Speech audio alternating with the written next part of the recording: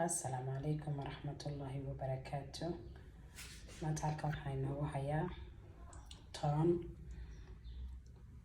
toontan ood guriga ku samaysan karto aanad dhigan karto kana maarmi karto toontii markasta aad tumaysay ama waad suubsanaysay iyadoo shiidan.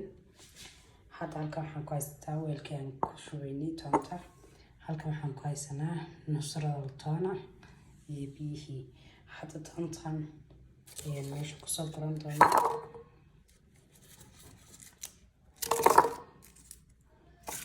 toontaas markaas aan ugu soo guran weelka biyo ayaan ku shubaynaa.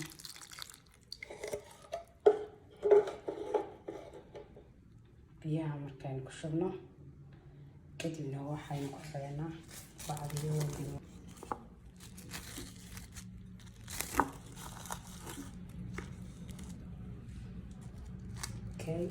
sidaas ayaan ku soo xiri doonaa insha Allah. waxay talaagada ku jiri doontaa ilaa 15 saacadood 16 saacadood ama habeen dhan waa iskaga diin kartaa marka waad bariyada hagaajin kartaa.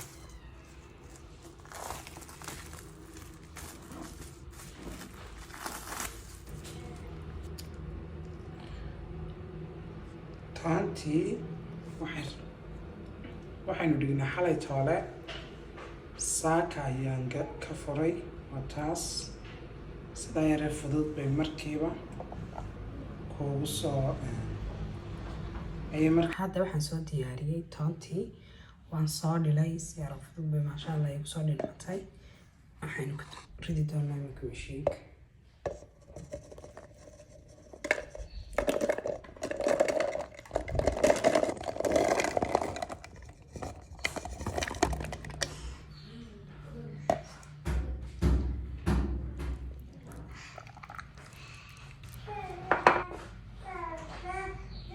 hadda saliidna ku soo darnay.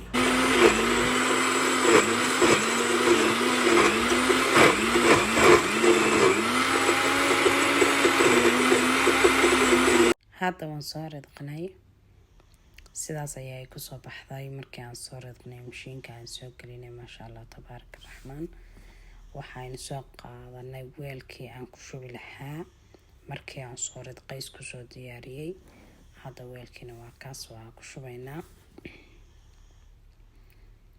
sidaas ayay noogu soo baxday. waa inay noqoto yacni waa inay aad iyo aad u ridqanto oonay buurbuur iyo waxba toona aanay ka yeelanin. sidaas ayay noogu soo baxday maasha Allah tabaaraka raxmaan. waxaan talaagadan gelin doonaa habeen ayay ku jiri doontaa qofkii rabaa 10 saacadood meelaha uu ku din karo laakiin habeen sidaas ayay noogu soo baxday insha Allah.